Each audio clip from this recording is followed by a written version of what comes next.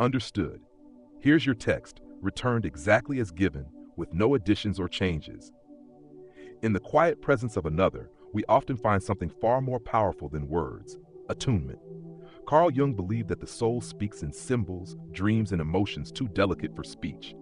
In moments of true silence, those who love us deeply can perceive these murmurs without needing explanation.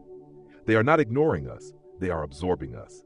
Jung once said, "Loneliness does not come from having no people around you, but from being unable to communicate the things that seem important to you." Yet the rare soul who sits with us in our silence listens beyond the limits of language. They hear our tremors, not our tone. They sense the meaning hidden behind the pause, the unshed tear, the forced smile. Their silence is not absence, it is sacred space. It is the soft field where your inner world is welcomed, held, and understood.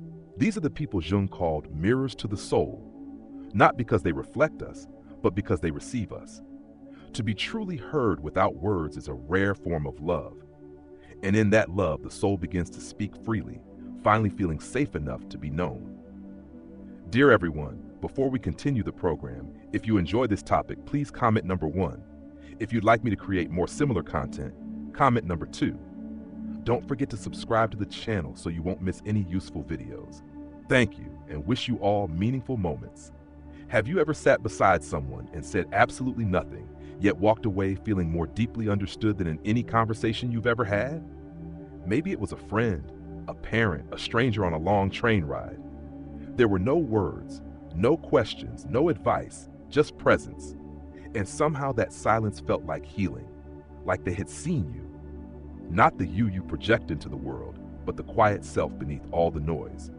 In the modern world, we're encouraged to speak, to share, to express. We've built an entire culture on storytelling, declarations, and instant opinions. But what if the deepest truths about us are not found in what we say, but in what we cannot say? Carl Jung, the Swiss psychologist and founder of analytical psychology, believed that the human soul speaks in symbols, dreams, and unspoken emotions. He taught that much of our inner world lies beneath the surface, too delicate, too sacred for language. He once wrote, "The most important problems in life are not to be solved, they are to be outgrown." And often that growth happens not in talking, but in listening, not in explaining, but in being witnessed. In this episode of Galactic Wisdom, we explore a profound idea from Jungian thought: those who are silent are listening to your soul. We'll journey through the depths of what silence really means in human connection. Why do some people seem to understand us without needing words? What is actually happening when someone simply sits with us? And how can we begin to recognize these sacred listeners in our own lives? Through the lens of Jung's teachings on the unconscious, projection, individuation, and archetypal resonance, we'll uncover why silence may be the most truthful conversation of all. Let's begin. Understood. Here is the text exactly as provided, with no additions or alterations. 1. Silence as a portal to the unconscious. There's something disarming about silence, not the awkward, empty kind, but the kind that feels like a gentle holding. A type of silence that surrounds you not with absence, but with presence. Jung would argue that this kind of silence is not a void, it's a doorway, a passage into the unconscious. To understand this, we must first consider Jung's view of the psyche. He believed that the human mind is like an iceberg. The conscious self, what we know and can speak of, is only a small fraction above the waterline. Beneath it lies the vast unconscious, where our forgotten memories, repressed emotions, ancestral instincts, and even the potential of who we could become all reside. Jung didn't believe that the unconscious was just a personal storage unit of buried pain.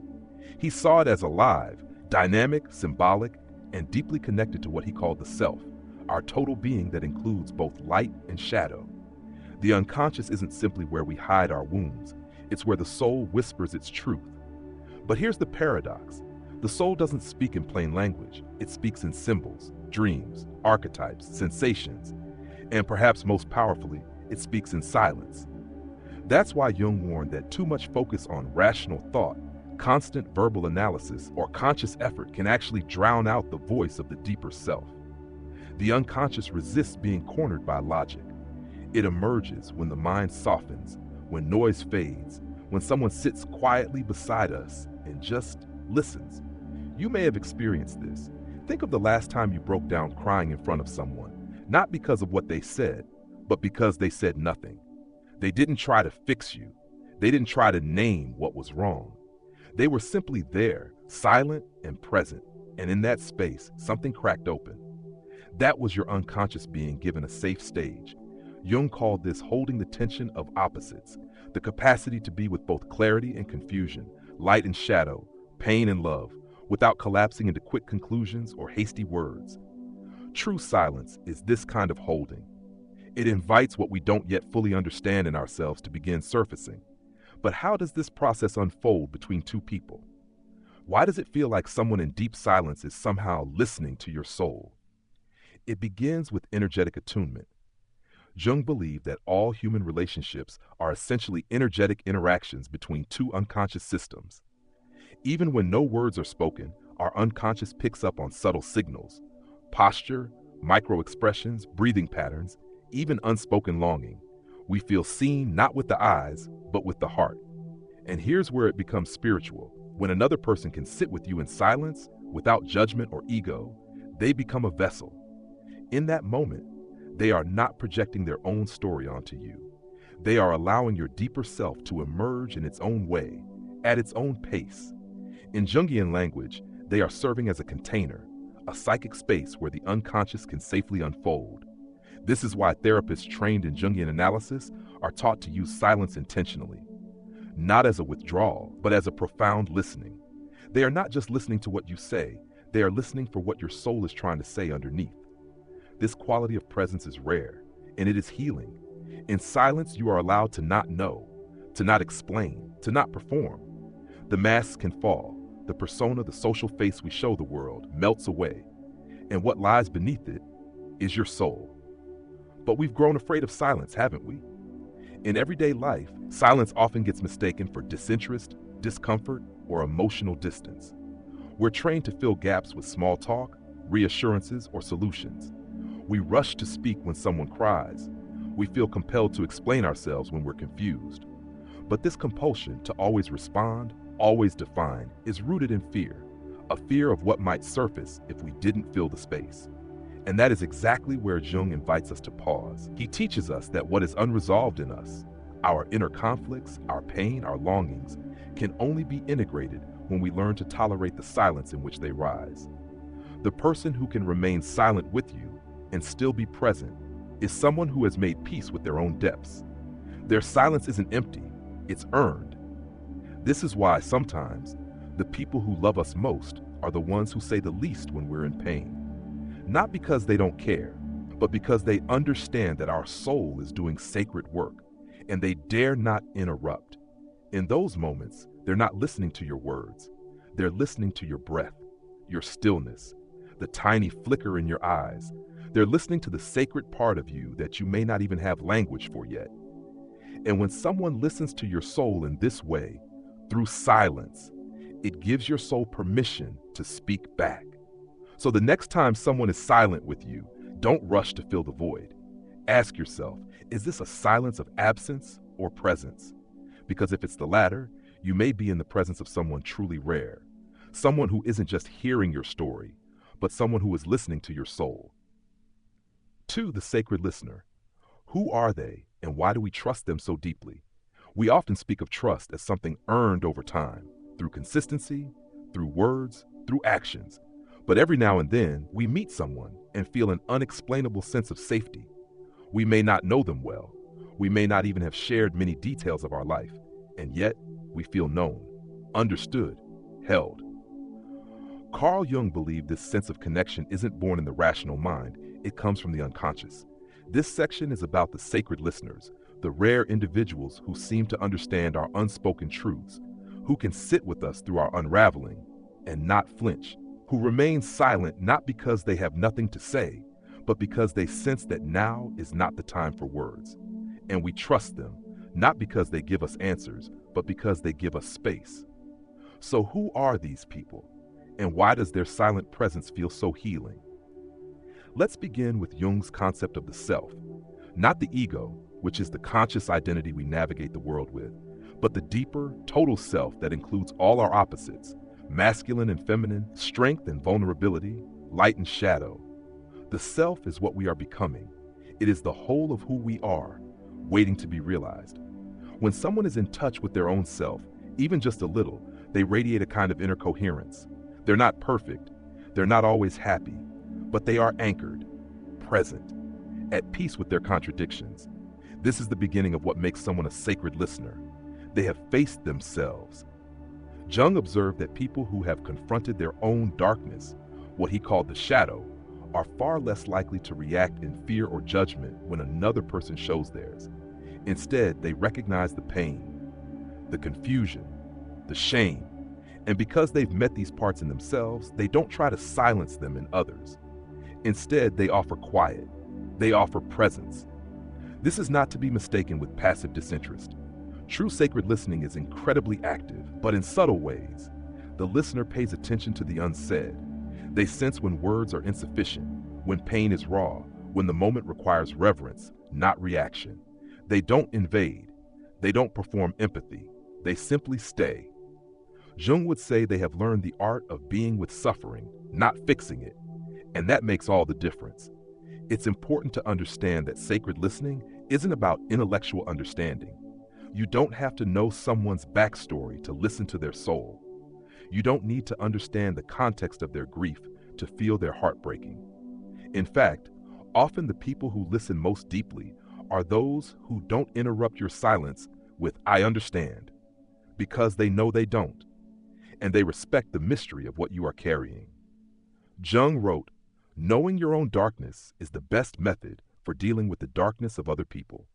This is the soul of sacred listening, because in that quiet space, the listener becomes a mirror, not the kind that reflects your image back to you, but the kind that reflects your being. They are attuned to your soul, not your story. So why do we trust them so quickly? It's not about time, it's about safety. The sacred listener does not demand our truth. They invite it. And in a world that often pressures us to explain, to justify, to perform our wounds for acceptance, this kind of quiet presence feels like a sanctuary. Their silence doesn't come from avoidance. It comes from respect. They are holding space for us to hear ourselves. In Jungian therapy, this is known as containing. The therapist or friend or witness serves as a psychic vessel into which all emotions can pour without fear of being judged, redirected, or shut down. In that vessel, transformation begins. You see, it's not that sacred listeners do something magical. It's that they don't do what most others do. Interrupt, advise, fix, reframe. Instead, they hold still while your soul rearranges itself in their presence. Think of a time when you were emotionally vulnerable and someone tried to cheer you up too quickly. That felt like an interruption, didn't it? Like your sadness wasn't allowed. But now think of a time someone just sat beside you. Maybe they said nothing. Maybe they just looked at you, nodded gently, and stayed. That was sacred. That was trust. These people don't try to pull us out of the river. They climb in with us. They allow the silence between us to become sacred ground. Jung would say that they are practicing psychic empathy, not just emotional understanding, but a soul-level recognition of the other. They have stepped out of their ego long enough to enter into your field, and they hold your pain with reverence, not strategy. So how do you recognize a sacred listener? You feel calmer in their presence. You feel no pressure to be impressive or together. You find yourself speaking more slowly, or not at all. You feel seen, even in your silence, and afterward you feel lighter, as if your soul was heard without needing to explain itself. These people are rare, but they are real, and when you meet one, it changes you. Because for a moment you remember, you don't have to translate your soul to be worthy of love. You don't have to explain your grief to be allowed to feel it. You don't have to speak in order to be heard. You only have to be silent with someone who dares to listen in a way most never do. Understood. Here is the text exactly as provided, with no additions or alterations. 3. The language beneath language, how the soul speaks without words. What if everything meaningful you've ever felt couldn't be fully put into words? Have you ever struggled to explain a dream that haunted you for days? Or tried to describe why a certain place, face, or song moves you to tears, and fail to capture its essence with language? That's because your soul doesn't speak in words. It speaks in symbols, in images, in resonance, in silence. Carl Jung recognized this limitation of language early in his work.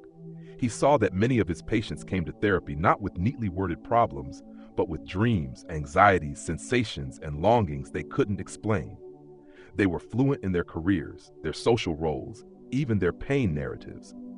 But when it came to the deeper truths of their inner life, they were silent, not by choice, but because there was no vocabulary for what they carried.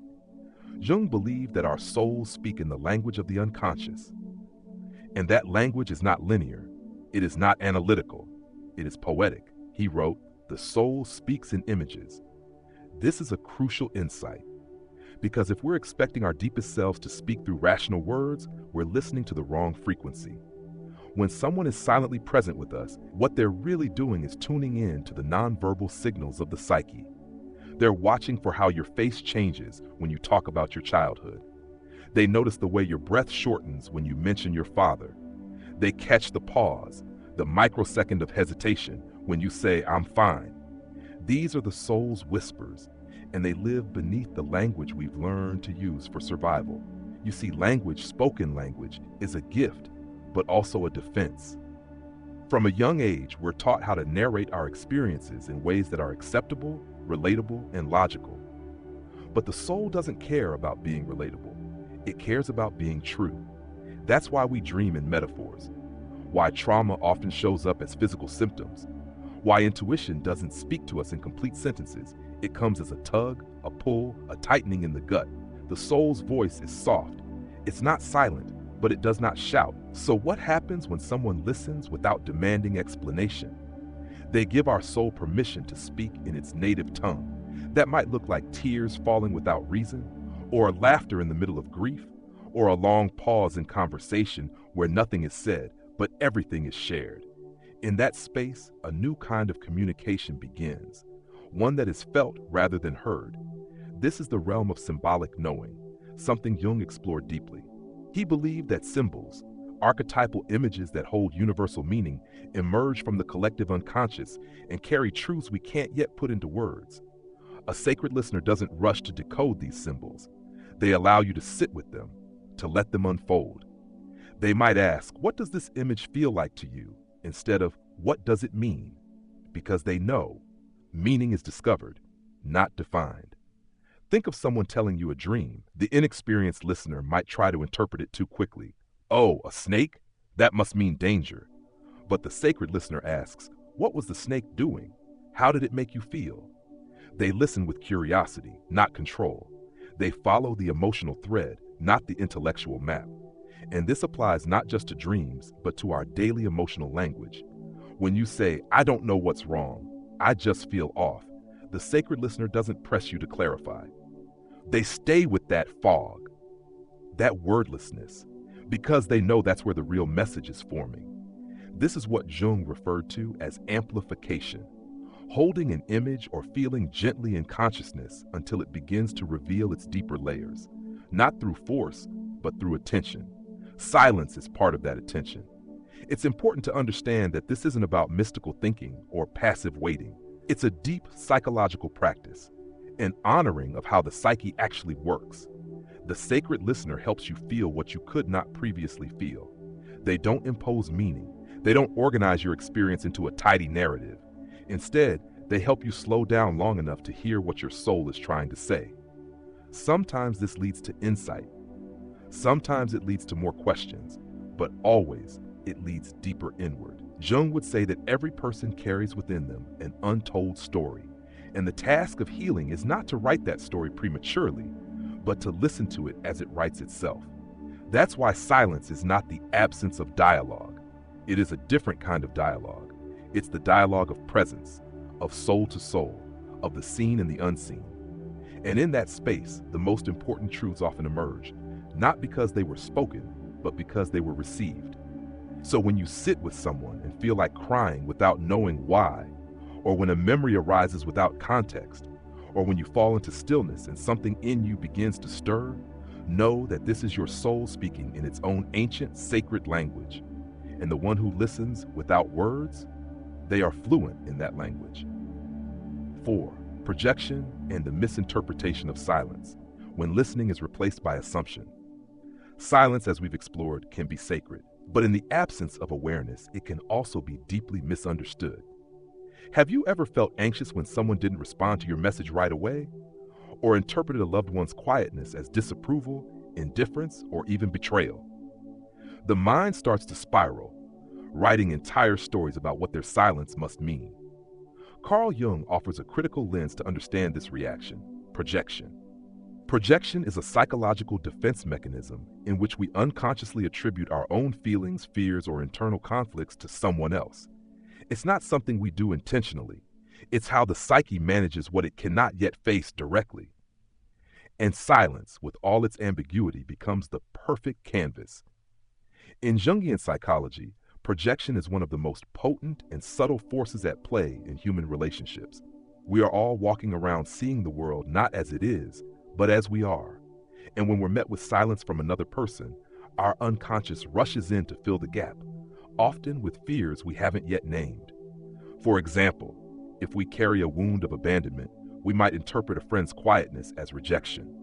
If we carry shame, we might hear their silence as judgment. If we fear unworthiness, we might decide that their stillness means they've lost interest in us. But in truth, the silence may have nothing to do with us. They may be processing something of their own. They may be offering space. They may be respecting a depth that they don't yet have words for. Or they may simply be embodying the kind of soul listening we spoke of earlier. Jung wrote, "Everything that irritates us about others can lead us to an understanding of ourselves. This includes silence. The discomfort we feel in the face of another's silence often points us toward our own inner noise, our unresolved expectations, narratives, or wounds. Instead of asking, 'Why are they quiet?' Jung invites us to ask, 'What am I hearing in their quiet that belongs to me?' This is not about blaming ourselves, but about reclaiming projection. Let's take a common example. Imagine you're in a relationship and your partner becomes distant or quiet after a disagreement. You immediately begin to panic. Are they angry? Are they pulling away? Are they done with me? But pause. Whose voice is that? Is that their silence or your fear speaking? This is where conscious reflection begins. Jung emphasized the importance of withdrawing projections. That means catching ourselves in the act of painting others with the brush of our own inner world and choosing instead to own what we see. He didn't say this was easy. In fact, he acknowledged that most people would rather cling to their projections than face the disorienting work of self-inquiry. But the reward, he believed, was enormous: freedom, emotional clarity, and a deeper capacity to relate soul to soul rather than ego to ego. Now, what happens when we mistake a sacred silence for something sinister? We not only misread the other, we miss the opportunity to connect with our own soul. Instead of allowing the silence to be a space for reflection, we flood it with anxiety. Instead of listening inward, we project outward. Instead of letting something deeper unfold, we rush to fill the gap with reaction. And that's tragic, because silence, as we've seen, is often where the soul speaks. The challenge is to sit in the ambiguity long enough to discern whether the silence is charged or clear. Is it avoidance or presence? Is it punishment or compassion? This is where discernment comes in. Jung never suggested that all silence is sacred. Some silence is manipulative. Some silence is used to withhold love, to control, or to punish. The difference lies not in the silence itself, but in the intention behind it and our awareness of how we respond to it. So how do we begin to distinguish projection from truth? One of Jung's tools was dream analysis, because dreams often show us what we refuse to see in waking life. Another was active imagination, a method of dialoguing with the inner figures that appear in our psyche. But in everyday life, we can begin with mindfulness, noticing when a reaction feels disproportionately intense and asking, what am I reacting to, them, or something this reminds me of? You'll find that in many cases, the other person is not being cold or cruel, they are simply being still. And that stillness triggers something inside you that is yearning for attention. This is not an invitation to ignore real relational patterns. If someone is consistently unresponsive or emotionally unavailable, it's fair to name that. But projection asks us to pause before assuming. It asks us to wait, to listen not just to the other, but to ourselves. Here's the strange twist. The more we examine our projections, the more we become sacred listeners ourselves. Because once we stop projecting onto others, we can finally see them, not through the lens of our past, not through the distortion of our fears, but as they are. And that is the beginning of real love, not romantic love, but soul-level love, the kind that listens without needing to label, the kind that sits in silence and hears the truth rising quietly from below. So the next time someone close to you goes quiet, try this. Don't fill the silence, don't panic, don't assume. Instead, ask yourself, what am I projecting onto this silence? And what part of me is asking to be heard? Because sometimes the silence isn't speaking about them. It's echoing back something inside you. And when you hear that echo clearly, you begin to hear your own soul as well. The wounded listener, when silence feels unsafe, and how to heal it. Not all silence feels safe. For many of us, silence has been used as a weapon, something cold, punishing, even cruel. The absence of words, instead of inviting reflection, stirred anxiety. Instead of being held in quiet presence, we were left in emotional limbo. And so now, when we're met with silence, even the sacred kind, we flinch. Carl Jung, ever attuned to the emotional realities of the psyche, would remind us that the past is never truly past until it is made conscious. He would ask, when you feel threatened by silence, whose silence are you really reacting to? In this section, we look at the wounded listener, the one who wants to trust silence but can't, the one whose nervous system goes on alert the moment stillness descends, the one who has associated silence not with soulfulness, but with disconnection. This wound is real, and healing it is essential. Let's begin with the root. If you were raised in an environment where silence meant something bad was about to happen, like withdrawal of affection or looming punishment, then your nervous system learned to fear the quiet. This was especially true in childhood, when we didn't have the tools to make sense of unspoken tension. If mom went quiet after an argument, or dad shut down emotionally, your young mind linked silence with danger, abandonment, or shame. Jung taught that early experiences form the bedrock of the unconscious. We internalize not just the events, but the emotional atmosphere surrounding them. And unless brought to the surface and integrated, those emotional memories continue to shape how we respond in the present. So what happens when an adult with this history meets a sacred listener, someone who holds silence lovingly? They often misread it. They might feel abandoned or rejected. They might grow angry or restless. They may even sabotage the moment by forcing words into it, not because they want to speak, but because they can't stand the stillness. The silence becomes unbearable, not because it is inherently unsafe, but because it triggers the body's memory of when it was. Jung might say, you are not in the present, you are reliving the past projected onto the now. The first step in healing this is awareness. Begin by noticing your bodily response to silence. Do your shoulders tense? Does your breathing grow shallow?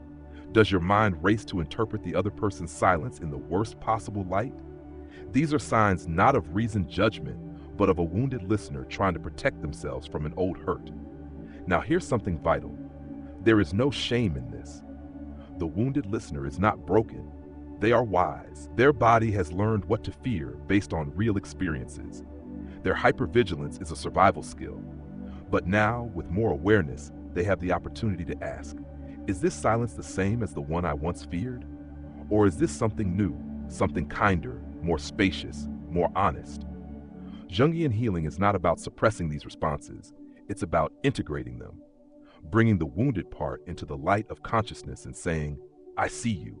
I know why you're afraid, but we're safe now. And how do we practice safety in silence? Start small. Find someone you trust and agree to sit together for a few minutes without speaking. Notice what arises in you. Is it discomfort, panic, stillness? Let it come. You are not trying to force safety. You are building tolerance for the unknown. You are teaching your nervous system that not all silence is neglect. Some silence is connection. Over time, with the right person, your body will begin to relearn. The same way it once associated silence with harm, it can now associate silence with presence, warmth, and truth. Another powerful practice is inner listening. When you're alone, turn off all distractions and sit in stillness. Listen not for thoughts, but for feeling tones, images, memories, sensations. Allow yourself to meet the parts of you that never had a voice. Let the silence become a container for your own soul, not just for others. Jung often spoke about individuation, the lifelong process of becoming whole. This wholeness includes the wounded listener within, not rejecting them, not bypassing them, but welcoming them into your becoming. Because here's the truth. The deeper your wounds, the more sacred your capacity to listen can become once you face them. Wounded listeners, when healed, make some of the best soul listeners. Why? Because they know what silence can do. They know what it feels like to be left in the dark, and so they never leave others there. But to offer that gift, they must first offer it to themselves. Jung believed that the path to healing runs straight through the pain we most avoid, and for the wounded listener, that pain is the silence they once feared. So healing looks like this, returning to the silence, but this time with compassion, with awareness, with someone beside you who sees you. And eventually, something shifts. Silence becomes less threatening. Stillness begins to soothe, and you realize the silence is no longer echoing the past. It is holding the present, and maybe even whispering the future. You have become the one who listens, not with fear, but with love. Not with projection, but with presence. Not to fix, but simply to be. And in that presence, the soul begins to speak, clearly, gently, fully. Because now the silence is safe. Jung's individuation and the inner listener, learning to hear yourself without words. Imagine for a moment that your soul has been speaking to you your entire life, not in language, but in longing. Longing through restlessness, longing through dreams, through the strange heaviness after certain conversations, or the lightness you feel in a particular landscape, or the sense of relief you experience when you finally stop pretending. Carl Jung called this process of listening inward, of hearing the soul's silent messages, the path of individuation. Individuation is not about becoming perfect. It's not about being better than anyone else. It is about becoming whole, becoming who you were always meant to be, not the version that others expect, but the self that lives deep within you, waiting to be remembered. This path, Jung taught, does not begin with knowledge. It begins with listening. But here's the twist. The soul doesn't shout. It doesn't deliver clear instructions. It does not operate on timelines or checklists. The soul whispers, and most often, it whispers through feeling, through symbol, and through silence. That's why cultivating the inner listener is essential on this journey. Just as we learn to listen to others with reverent silence, we must also learn to listen to ourselves, beneath our words, beneath our ego, beneath the noise. Ask yourself, when was the last time you sat quietly, not with a book, not with a screen, not with a goal, but just to be with yourself? And in that space, did you notice what rose up? A tightness in your chest? A forgotten memory? A sense of grief or longing or clarity? That's the soul speaking. And the part of you that notices, that listens without rushing to fix, judge, or analyze, that is your inner your inner listener, your inner witness. Jung believed that every person carries an internal guide, often symbolized in dreams as a wise figure, an old man, a crone, a sage, a mysterious animal. These are not just fantasy, they are archetypal expressions of the inner self calling you home. But to hear them, you must create space.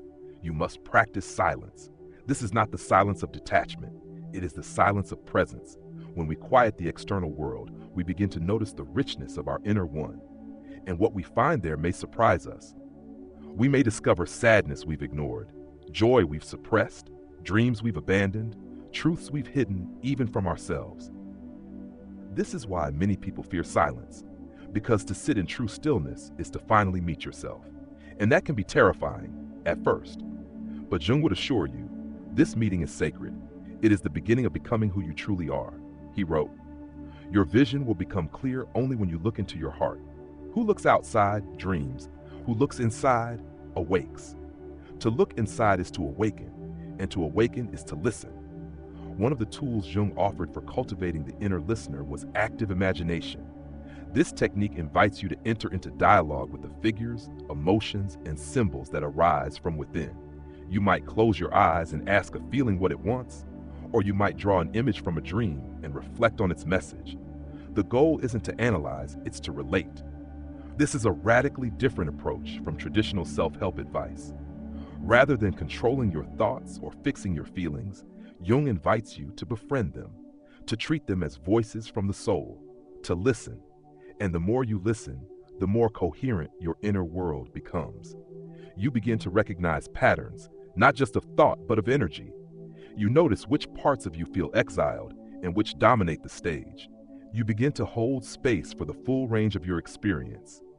This, Jung believed, is what makes a person truly powerful.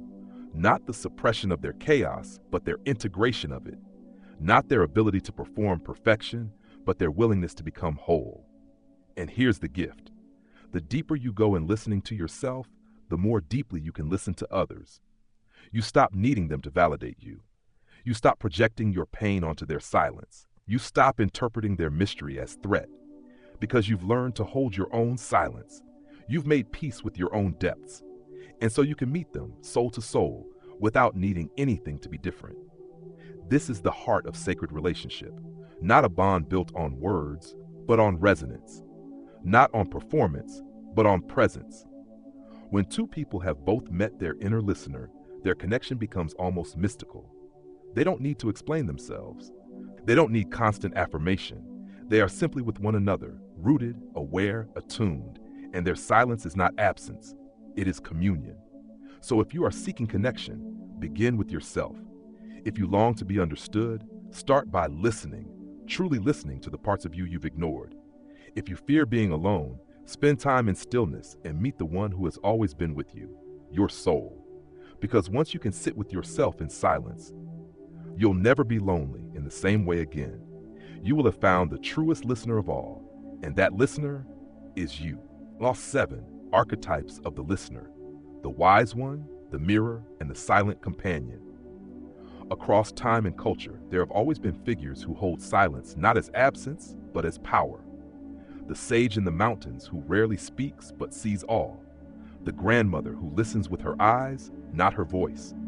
The friend who sits beside you during heartbreak and says nothing, but whose presence says everything. Carl Jung believed these figures are more than mere personalities. They are archetypes, primordial images and roles rooted in the collective unconscious. Archetypes are not invented, they are discovered. They live beneath the surface of human behavior and guide our emotional lives in quiet but profound ways. And among the many archetypes Jung identified, several speak directly to the experience of soulful listening. Let us explore 3 that often appear when silence becomes sacred: the wise one, the mirror, the silent companion. 1. The wise one, silence as transmission. This archetype is perhaps the most well-known. The wise one is the elder, the mystic, the therapist, the guide. They do not speak often, but when they do, their words carry weight. Yet their real power lies not in what they say, but in how they listen. In Jungian terms, the wise one embodies the archetype of the Synex, the mature, grounded energy that has transcended ego. This figure has spent time in the underworld. They have faced shadow, tasted sorrow, and emerged with depth. When they listen, it's as if they are listening through lifetimes. In mythology, these figures appear as Merlin, Laozi, or the desert prophets. They are found in every culture, not because they were taught how to listen, but because they remembered how. Their silence is a transmission. Their presence is a teaching. When you sit before a wise one, you feel your own chaos begin to quiet. You don't need to explain. You don't need to impress. You only need to show up, and something in you starts to align. Jung believed that this archetype lives in all of us. It is not reserved for monks or masters. When you cultivate stillness, when you learn to wait without forcing, when you offer presence without needing to rescue, that is your inner wise one stepping forward. Statu the mirror, silence as reflection. The mirror archetype is subtle. They are not always old or experienced. They may not offer advice, but when you are around them, you begin to see yourself more clearly. They don't speak into your wounds, they reflect them. They are the friend who doesn't rush to make you feel better, but whose gaze invites honesty. They are the lover who sees the truth in your eyes before you've spoken. They are the stranger who listens without knowing you, but leaves you feeling more known than ever. Jung would associate this with the anima and animus, the inner feminine and masculine soul images that represent our capacity for relationship and resonance. When someone mirrors us at the soul level, they activate a deep psychological process of recognition. We project our longings onto them, not in a toxic way, but as a way for the soul to say, this is what you're missing within yourself. The mirror doesn't offer solutions. They offer light. They show you what's been hidden, and they do so not with analysis, but with presence. Being mirrored by someone who is silent and attuned can be more transformative than 100 conversations, because they reflect back not who you think you are, but who you truly are, beneath all the noise. The silent companion silences love. This is perhaps the most overlooked archetype of all. The silent companion is not wise like the elder, nor reflective like the mirror. They may not have any spiritual training or psychological language, but their gift is pure and profound. They stay. When you are hurting, they sit beside you. When you are silent, they don't fill the gap. When you fall apart, they don't rush to repair you. They hold your hand. They share your breath. They meet you in the stillness and say, without saying, I'm not going anywhere. In Jungian language, this is the archetype of holding, a concept that comes from both the maternal and the devotional realms. It is the mother who cradles the infant not to fix but to soothe. It is the friend who visits you in your grief and makes no demands. The silent companion teaches us that presence is love.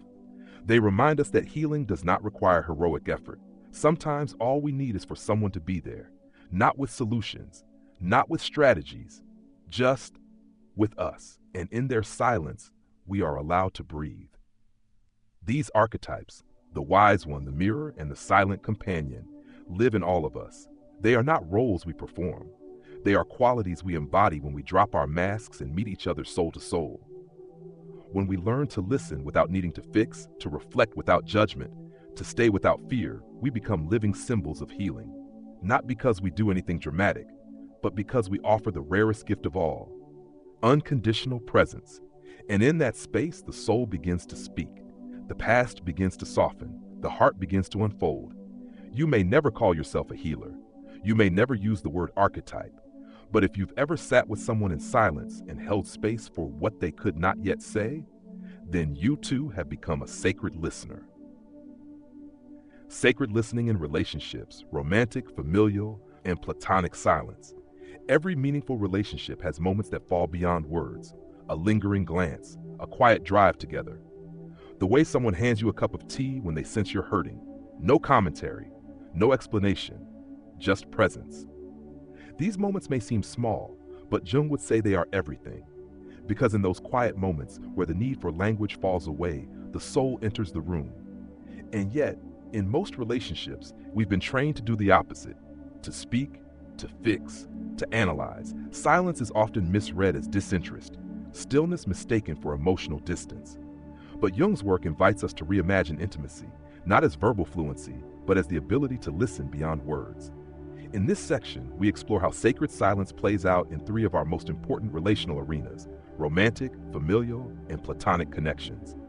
1. Romantic silence, when the heart speaks in stillness. In romantic relationships, we often feel pressure to communicate clearly, talk things through, and always know what we feel. But sometimes, the deepest feelings resist articulation.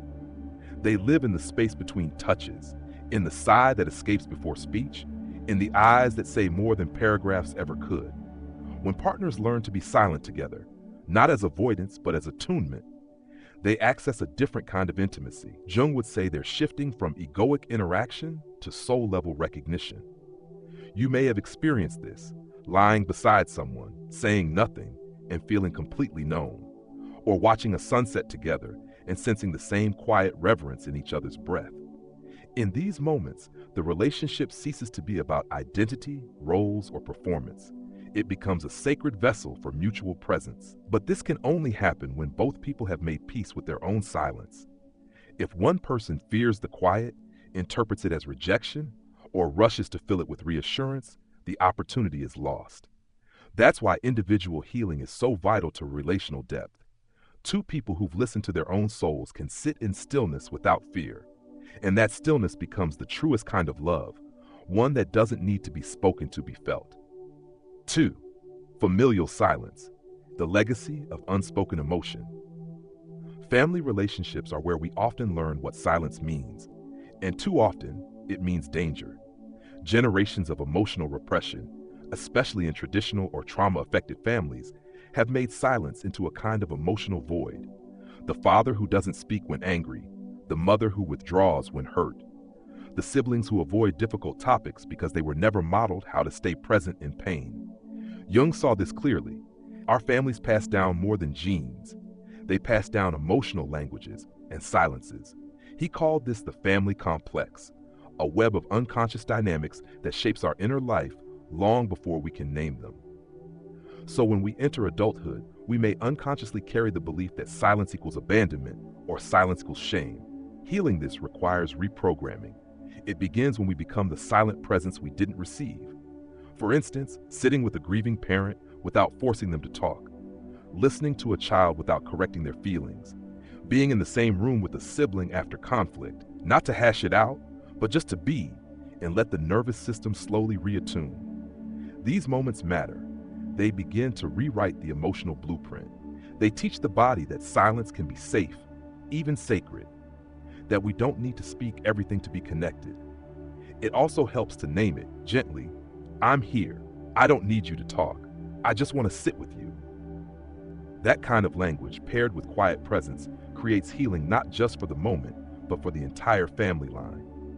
3. Platonic silence, the spiritual gift of friendship.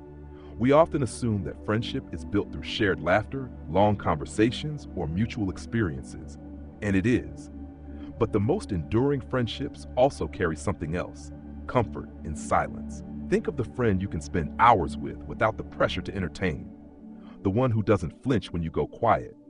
The one who senses when words aren't necessary. In these friendships, silence becomes soul rest. A place where you can shed the performative layers of life and simply exist.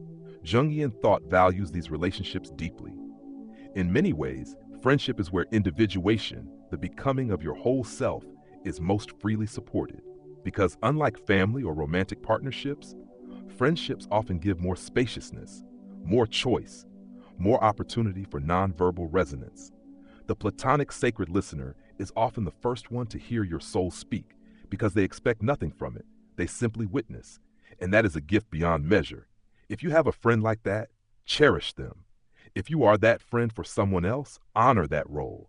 It may be more healing than you realize. In all relationships, sacred silence is not the absence of care. It is the highest form of care. A soul-level acknowledgement that says, I don't need to feel this moment. I trust it. I trust you. And when two people trust the silence between them, something alchemical happens. The noise of the world falls away. The masks dissolve, and the souls begin to speak, not in words, but in being. Because sometimes love is not a sentence. It is a breath, a gaze, a stillness that holds everything unspoken and honors it as truth. For 9, becoming the listener, a daily practice in the age of noise. We live in an age of noise. Notifications, opinions, podcasts, news, advice, reaction. Every second, the world demands your attention and offers very little stillness in return. In such a world, becoming a sacred listener isn't just a psychological task. It's a radical act of rebellion, a spiritual stance, a reclamation of what it means to be human, not just productive, but present. Carl Jung once said, "Solitude is for me a fount of healing which makes my life worth living. Talking is often a torment for me, and I need many days of silence to recover from the futility of words." Jung understood that to hear the soul, your own or someone else's, you must make space, not metaphorically, literally, intentionally. And that's how we begin. This final section is an invitation, a gentle guide toward becoming the listener, not just in rare moments, but as a daily practice. A way of life, a rhythm of attention that honors the sacred in the silent. Let's explore how. 1. Create micro sanctuaries of silence. You don't need a mountain cave or a week-long retreat to connect to your soul. All you need is a few quiet minutes and the willingness to enter them without distraction. Start with 5 minutes a day. No phone, no goals. Just breathe. Just be. Watch your thoughts without grabbing them. Feel your body without fixing it. Let your inner world unfold on its own terms. This is how the inner listener is trained, not with effort, but with presence. Over time, you'll notice something subtle. Your responses slow down. Your perceptions deepen. You start hearing what others aren't saying. You begin to feel life more than you analyze it. And you'll know something sacred is growing in you. 2. Practice non-reactive listening. Most of us listen in order to respond. Sacred listeners listen in order to understand. The next time someone speaks to you, especially in distress, try saying nothing for a few extra seconds. Don't jump to comfort, solve, or agree. Just listen. Let their words land. Let your silence say, "I am with you." This practice will change your relationships. You'll become someone others trust, not just with their words, but with their truth. 3. Stay with what's unclear. When confusion or emotion arises, either in yourself or someone else, resist the urge to clarify too quickly. Stay with the fog, with the tension, with the not knowing. Jung taught that healing comes from holding the tension of opposites, not rushing to resolve it. When you stay with ambiguity, you create a space where the unconscious can speak, and in that space, the most unexpected insights emerge. Honor the symbolic in everyday life. Sacred listening isn't limited to people. You can listen to your dreams, to the body, to nature, to synchronicities. If a certain song keeps playing, a specific image keeps appearing, a phrase echoes in your mind, don't dismiss it, sit with it. Ask, what are you trying to show me? Jung believed the unconscious speaks through symbols, because symbols reach what logic cannot. Your job is not to solve them, but to attend to them. In time, the meaning will rise, gently like mist from a still lake. 5. Become a presence, not a performance. You don't need perfect advice, rehearsed lines, or spiritual credentials to become a sacred listener. You only need to be with people, truly, quietly, fully. Whether it's a child who can't find words for their grief, a friend processing loss, a partner wrestling with something unnamed, don't offer noise. Offer yourself. Sit beside them in the silence. Stay a little longer. Let your stillness say, I don't need you to explain. I just want you to know you're not alone. That is listening at the soul level. That is love. 6. Remember, silence is not emptiness. It is fullness without words. We've been conditioned to fill every pause, but Jung reminds us, the soul's truths emerge in the gaps, in the breath between sentences, in the stillness between thoughts. So become someone who honors those gaps, who slows down the world just long enough for something real to enter. You don't need to change anyone. You don't need to understand everything. You only need to be the kind of presence where others can hear themselves more clearly.